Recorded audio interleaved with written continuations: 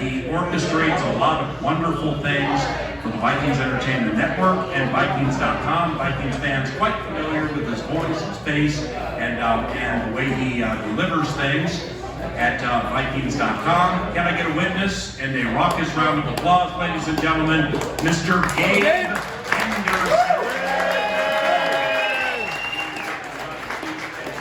What's up, fellas? Yeah, on there, young G. I woke up feeling very well after a win last night. Even though I got home like 1 a.m. Yeah, that's right. Waking up, I was like, okay, this is a Vikings win. I can give this a little bit. Yeah, I opened the show saying this, and I think this will resonate with you. If you'd have just told people before kickoff, your offense is going to score 36 points, you're going to win by 8, and Dalvin Cook's going to put up more rushing yards than any runner this season, would you be happy with it? Absolutely. Absolutely. But if you said that it would be an 8-point game that came down to the last play. That's right. You had a 29-point lead, and you were one play away from giving up the biggest lead in the history of the NFL. Yeah. That doesn't feel quite as good. I probably would have still felt happy, but I would have felt happy walking away from the cardiologist. Because I would have definitely had to see the cardiologist the first thing now. Cardiologist, that would have been a football version of a rectal exam. Except like without gloves, I'd be using the fix or like some sharp object. Because it just, see, Gabe is the statistician for the Vikings Radio Network for road games. Pookie Dave, who we've known forever, Dave Scoot, he's been the 15-year statistician of home and select road games for yours truly. I'm Fred and Dave Scoot, right? So Gabe does it on the road, but he also is in the box with us for all home games. Yeah. And I really enjoyed watching Gabe's emotions. I mean, because like I've done this 20 years, he taught Gabe's 15 years, he played and coached. You know, we have a lot of You're hardened. I would say, some would say crafty veterans, some would say crotchety veterans, but we have a veteran-laden presence from the Minnesota Vikings Radio Network.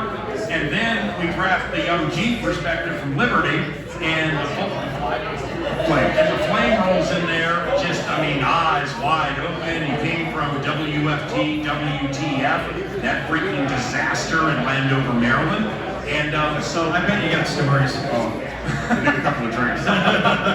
So he's just so wide-eyed and impressionable, and just so into the team that you were so quiet during the game, because this is the D1 receiver. He recognizes if this game goes the wrong way, the season goes the wrong way.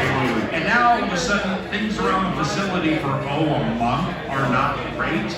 And I could feel that in you last night, man. Like, we got a 29-0. It wasn't, ain't no stopping us now.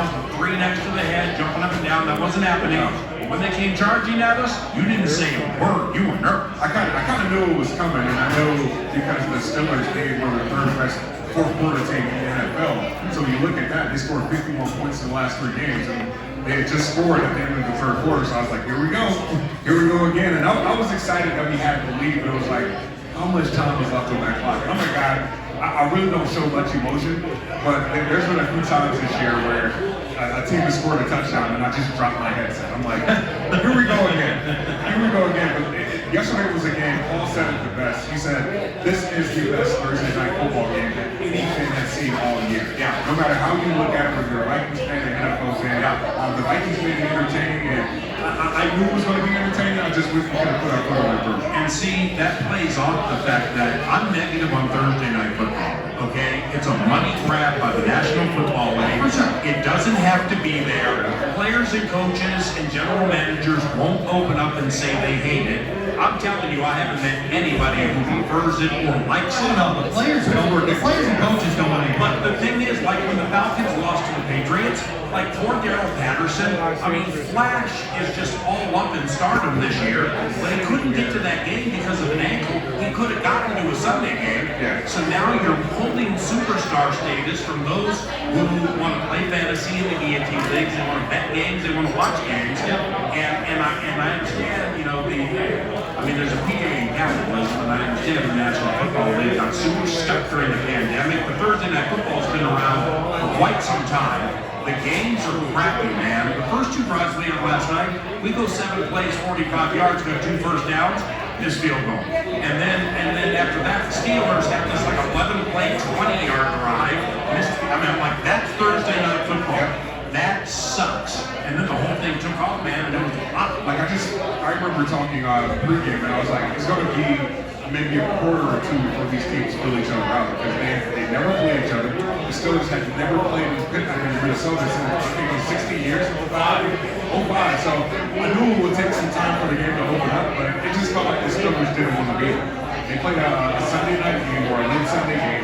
Then you got a physical game too. Very physical game. And then you got to travel on a Wednesday to the snow. They don't want to be here. He felt that the first 2 quarters. So by the time the third quarter rolled around, we got to leave. We're like, oh man, like this feels Okay, yeah, about that. So, the score's 29-0, and there are people like, I'm tweeting like, well, at some point we just rest Dalvin Cook so that we can make sure that he's going to be healthy for the rest of the year. I'm sorry, let me clue you in on this stupid inside joke. Gabe was really good as a slot receiver at Liberty, and she went school. When he would score, he would take 3 fingers and put a fix to his nose like this, and he did this very smoothly. It was for mother, father, brother. Yeah. So therefore, when he comes home with a good point or excites me or something, I get all hyper. I just like put 3 of them like that. Okay, I'm sorry. We're not going for about 10 minutes. That's fine. At 29-0, nobody should be ashamed that they assume the Vikings are going to win, even though the Vikings have been in close games all year. At 29-0, you should run away with that game and it should be over. No team's ever come back from 29-0, but just social media is filled with, like, you've never watched the Vikings? Don't you know this is the Vikings? And I get that, but no team in the history of the league had given up 29 points before. So I don't think you have to apologize that you thought the Vikings were going to win in that moment. I think any Vikings fan that was at US Bank Stadium yesterday knew that it was still going to be a game with the fourth quarter game. Like, we cheered a lot and we had a lot of fun, but still, you felt that the energy in the building that in any given moment here, this game could turn into a thing. So we should have won. I mean, 29-0, there's no way that turns into an 8-point win. That goes to the last play of the game. But still, Chad Greenway said it best. When you fast forward a few days from now, at the end of the day, it still looks like a win. But Pete Clark, you made some great points. It's, we've never, I've been a Viking fan my whole life. Paul's been a Viking fan. Just do it. Whatever. Just do it. We've never seen a season where your fan base is in an emotional grinder every single game. What's the lady named Jackie? She does like Jackie. She's on the fan poster on social media. I can't think of her name. She's an older woman that she just basically reacts to the game after watching it on TV. And her emotions. You know what I'm talking about? I saw that one time. She was freaking out in her kitchen. Yeah, she freaks out, but she does it every week. And I feel like her response to emotions every week is every single week. Yeah, it's just, I don't want the team to get blown out and so I don't get emotionally invested. But man, I just wish one of these times you're 29-0 can just hold up and I can just coast emotionally through a second half. Yeah, maybe next year. We got a 10-day break. We got to do the 3 to the head, right? Just do it. Just got to do it. But when the D1 slot machine says you made a really, really, really, really good point, can you at least take 3 fingers like this? Which 3? I hear they do Chris. Like Bottom 3? Yeah. Hey. And what does that mean exactly? and P. Oh, I like that. Yeah, you know what? In some of those, Yeah, give me the middle finger. in some of those big spot games against Newport News College. Oh, I'm sorry. Coastal Carolina, though. UNC Tar Heels. That's right. Those were some big games. And, He's right back on Julius Peppers. The Tar Heels. No, never. no. He fell on top of me and I just gave up. Yeah, that's right. That's why I'm here today. Gave up football. I figured talking to Mike will He be took the love of the game out of you. The Tar Heels had a big spot decision to make. Ronald Curry or Gabe Henderson. Tricky. They went with Curry, man, and they regretted it ever since. And then they went there Durant, and they went, Daily, and then they just went down the season. That was Sam Howell, here at 3 guys. Then they went Jazz Surratt, liked him so much at quarterback, they made him a linebacker. And then Jake Vargas, they moved him to fullback. So it's just another one thing after another. But speaking of slot wide receivers, PJ Osborne. Yeah. there were so many plays in the first and early in the third quarter where Kirk, in my opinion, just forced it to JJ. That's why he had 15 targets. I mean, you saw KJ Osborne, just rub his head. Dude, I'm wide open. And then when he threw that touchdown pass to KJ Osborne, I think it was early in the fourth, I think there was a GoPro footage camera like Kubiak just going off like, that's what I'm talking about. You know, just tell just based off of his energy. He was trying to draw that play up for about 3 or 4 plays. And Kirk finally saw KJ Osborne and throw 6 points. I want to talk to you about this discussion we had in the first hour, but I want to bring you into this because of receiver. You know what I'm talking about. So Vikings, when Field goes out, they gotta fill that spot with somebody. KJ Osborne's been working on a slot for all season. Now he needs to go run a lot of the Thielen routes, and it's not like you can just plug and play that. That you have to go learn all of the things it takes to be an outside receiver. And so D.D. Westbrook, who's a natural slot receiver, can go be used in the slot. And so asking KJ to go be Adam Thielen, run Adam Thielen routes, and have do a lot of things that Thielen would do is not trivial.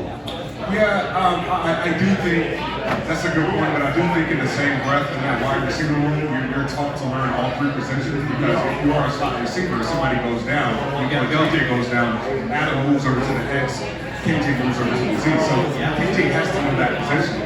Meanwhile, he does run a lot of slot routes, and what you're asked to do in the slot versus the outside is a lot different when you're moving your guys. So this was I think that touchdown, KJ wasn't a slot receiver. You had D.D. Westbrook on the outside on the other side. So you put Kubiak, I mean, I think he was maybe the player of the game also.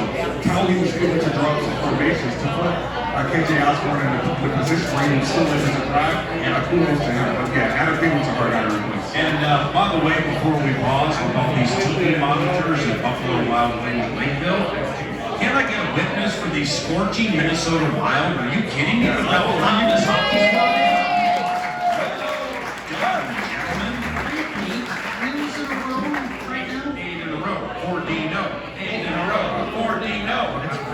That's on my bucket list to go to a Wild game this year. Oh, you love it. So I'd love to make that happen for sure. Let's go. Okay. That's Gabe Henderson, Vikings.com, Vikings Entertainment Network. We'll charge you. We'll allow him into the penultimate segment of the Friday Football Feast when 9 to noon continues.